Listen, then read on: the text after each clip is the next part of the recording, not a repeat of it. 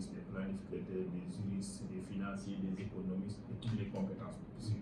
Comme vous le savez, un PPP, c'est une synergie de compétences. C'est un lieu de sécrétion de toutes les connaissances, raison pour laquelle nous sommes réunis en équipe pour pouvoir aborder n'importe quel type de projet en équipe. Et si les compétences sont insuffisantes, nous sommes obligés de faire appel à des compétences extérieures. Donc l'unité nationale d'appui au projet, c'est un organe d'expérience au service de l'État du Sénégal pour accompagner la mise en œuvre des projets de l'administration centrale. Mais pour les autorités contractantes, à savoir l'administration centrale est assimilée et les collectivités territoriales nous accompagnent en conseillant, en donnant des conseils. Mais l'unité donne des avis consultatifs sur la fiche de projet, parce que c'est la fiche de projet qui symbolise la formulation du projet. Et sur la fiche de projet, on donne un avis. C'est-à-dire que pour dire qu'on a un avis favorable et on demande à l'autorité contractante de préparer son projet et l'évaluation préalable.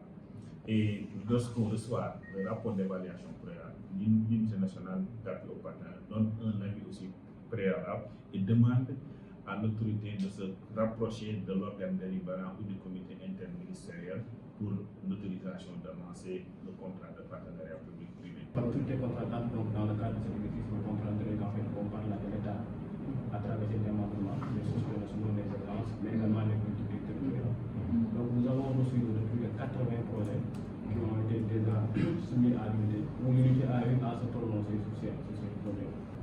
Il est important qu'on vende des choses aussi qui sont exécutables. Exactement. Et si on est dans des discussions où il y a des points qui vont être des points où les gens ne vont pas pouvoir investir parce qu'ils ne voient pas la rentabilité, bon, ils diront en alternative, on préfère faire autre chose. Le volet impact, et moi c'est quelque chose qui me parle honnêtement. Donc tout ce qu'on fait, si on n'a pas d'impact, c'est pour moi, c'est pas forcément intéressant. Donc effectivement, avoir un mix des deux, mais aussi se mettre aussi dans une perspective investisseur où la rentabilité est un sujet crucial. Comme sur les 17 projets donc, qui sont en maturation, on va dire en phase finale de maturation, c'est des projets assez intéressants sur lesquels,